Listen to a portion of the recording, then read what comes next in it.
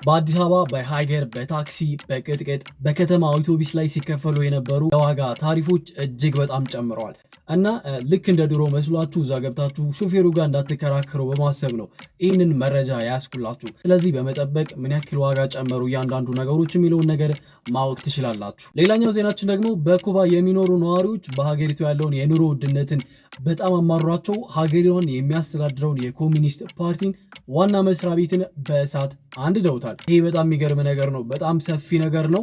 በትንሹ አድርጌ ለእናንተ ነግራችኋለሁ። እነዚህን ሁለት ዜናዎች ዛሬ እናወራባችኋለን።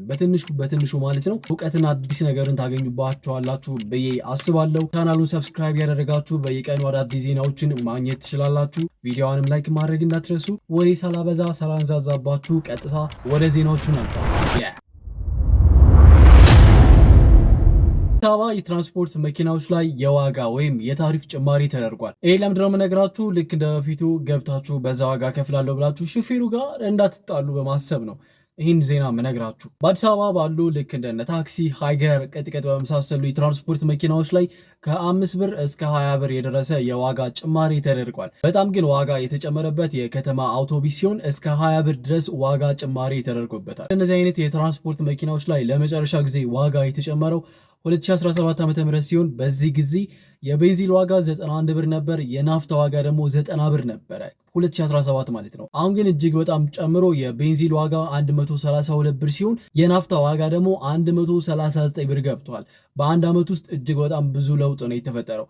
በዚህም ዋጋ ጭማሪ ምክንያት ነው በአዲስ አበባ ያሉ የትራንስፖርት መኪናዎች ላይ የታሪፍ ዋጋ ጭማሪ የተደረገው ማለት ነው። በሃይገር እና በቅጥቅጥ የመሳሰሉ መኪኖች ላይ ሲከፈል የነበረው ዝቅተኛው ወደ 15 ብር ከፍ ያለ ሲሆን ከፍተኛው ደግሞ ወደ 45 ብር ከፍ ብሏል ማለት ነው። ከፍተኛ የሚከፈለው ማለት ነው። እንደነገርኳችሁ ከፍተኛ የታሪፍ ጭማሪ የተደረገበት የከተማ አውቶቡስ ሲሆን ዝቅተኛው እዛው 10 ብር ነው ዝቅተኛ የሚከፈለው ማለት ነው። ግን ደግሞ የምትሄዱት ኪሎ ሜትር እጅግ በጣም ቀንሷል። በ10 ብር ስትሄዱ የነበረው 12 ኪሎ ሜትር የነበረው ወደ 7 ኪሎ ሜትር ዝቅ ብሏል ማለት 10 ብር ከፍላችሁ 12 ኪሎ ሜትር ነበር ስትሄዱ የነበረው። አሁን ግን 7.5 ኪሎ ሜትር ብቻ ነው በ10 ብር መሄድ የምትችሉት። ከዛ በላይ መሄድ ከፈለጋችሁ ማለትም ከ7 ኪሎ ሜትር እስከ 12 ኪሎ ሜትር በከተማ አውቶቡስ መሄድ ከፈለጋችሁ 15 ብር መክፈል አለባችሁ ማለት። ከፍተኛው የአውቶቡስ ክፍያ በአውቶቡስ ነው የጨመረው ብያችኋለሁ እና ከፍተኛ በአውቶቡስ ልትከፍሉ የምትችሉት 50 ብር የነበረው ወደ 70 ብር ከፍ ብሏል 20 ብር በመጨመር እና ይሄን አውቃችሁ እንድትጠነቀቁ ነው እና ሳቢም ጨምራችሁ ይዛችሁ መኪኖች እንድትጠቀሙ በማሰብ ነው። ቀኑ ለእናንተ የሚጠቅሙ መረጃዎችን ማግኘት ከፈለጋችሁ ሰብስክራይብ ማለት እንዳትረሱ፣ የደውል ምልክቷን መጫናችሁ እንዳትረሱ። ይህን ካልኳችሁ ወደ ሌላኛው ዜና እናልፋለን።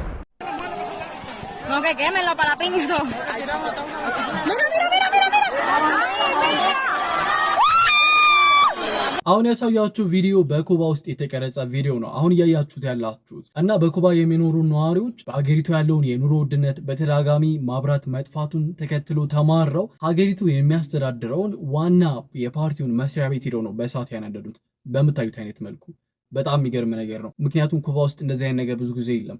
ኮሚኒስት ሀገር ስለሆነች ተቃውሞ፣ ሰልፍ ምናምን የሚባሉ ነገሮችን ብዙ ጊዜ አናይም በዛች ሀገር። ይሄ በጣም ከባድ ነበረ እና ከዚህ ጉዳይ ጋር በተያያዘ ወደ 5 የሚሆኑ ሰዎችም መታሰራቸው ተነግሯል። ግን የሚገርማችሁ ነገር ምን መሰላችሁ? እነዚህ ህዝቦች ልክ ናቸው፣ ሀሳባቸውን የገለጹበት መንገድ እንጂ ልክ ናቸው ማለት ትችላላችሁ። ኩባ ያለችበት ሁኔታ፣ በዛ የሚኖሩ ነዋሪዎች ያሉበት ሁኔታ በጣም ከባድ ነው። ዓለም ስለነሱ እያወራ አይደለም ግን ደግሞ እነሱ ያሉበት ሁኔታ በጣም ከባድ ነው ማለት ትችላላችሁ። አሜሪካ በኩባ ላይ በተደጋጋሚ እየጣለች ያለችው ማዕቀብ ለእንደዚህ አይነት ሁኔታ አስደርጓታል። ማብራት የለም ማለት ትችላላችሁ በሀገሪቱ። ይሄ በጣም ከባድ ነገር ነው። እናም ህዝቡ በዚህ ተማረው ዋና መስሪያ ቤቱን ሄደው ውድም አድርገውታል እና ደግሞ ቁርቁሯቸውን ከቤታቸው ይዘው ወጥተው ብረት ድስት ምን አልቀረማል ይዘው ወጥተው ያንን እየቆረቆሩ በምሽት በሌሊቱን ማለት ነው ከተማዋን ሲያውኳትና ከተማዋን እንዳለ ትርምስምስ ሲያደርጓት ነበረ በዚህ የተማረረ የኩባ ህዝብ ማለት ነው። የኩባ ፕሬዝዳንትም ለዚህ ነገር በሙሉ አሜሪካን ተወቃሽ ያደረገ ሲሆን ህዝቡ የጠየቀው ጥያቄ ተገቢ ነው። ቢሆንም ግን ውድመትና ዜጎችን የሚያውክ እንደዚህ አይነት ነውጥን ተቀባይነት የለውም አንቀበለውም ሲል ነው የተናገረው። እና እዚህ ጋር ማንሳት ያለብን ነገር ኩባ ቀጣዩ ቬንዙዌላ ልትሆን ትችላለች ወይ የሚለው ነገር ነው። ምክንያቱም ትራምፕ በተደጋጋሚ ስለ ኩባ በዚህ ሰዓት እያወሩ ይገኛሉ ከቬንዙዌላ በኋላ ማለት ነው። እንደተናገሩትም ኩባ በጣም ትልቅ ችግር ውስጥ ናት እና በወዳጅ መንፈስም እንቆጣጠራታለን ያሉት ትራምፕ። ይህ ሰውዬ ያለውን ነገር ከማሳካት ምንም ነገር አይዘውም እና ካለ ሊያደርገው ነው ማለት ነው። እናም አሜሪካ እንደምናውቀው ወደ ኩባ ማንኛውም ሀገር ነዳጅ የሚልክ ከሆነ በዛ ሀገር ላይ ታሪፍ እንጥላለን ብሏል። ወደ ኩባ ምንም አይነት ነዳጅ እንዳይገባ ማለት ነው።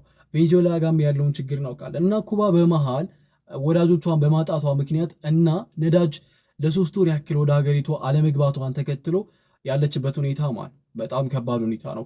ለዛ ነው ህዝቡ በእንደዚህ አይነት ሁኔታ ስሜቱን የገለጸው ማለት ነው። ከዚህ በላይ ቢያደርግም ሊጠበቅ የሚችል ነገር ነው እና አሁን እዚህ የእናንተን ሀሳብ ማወቅ እፈልጋለሁ። ኩባ ቀጣዩዋ ቬንዙዌላ ልትሆን ትችላለች ወይ? አሜሪካ የማድረግ አቅሙ ይኖራታል፣ ፕሬዚዳንቱን ይዛ የመውጣት ማለት ነው። ግን ልታደርገው ትችላለች ብላችሁ ታስባላችሁ? ኩባ ቀጣዩዋ ቬንዙዌላ ልትሆን ትችላላችሁ? መንግስቷ በአሜሪካ ሊቀየር ይችላል ብላችሁ ታስባላችሁ? ምንድን ነው ያላችሁ ሀሳብ? ኮመንት ላይ አሳውቁኝ።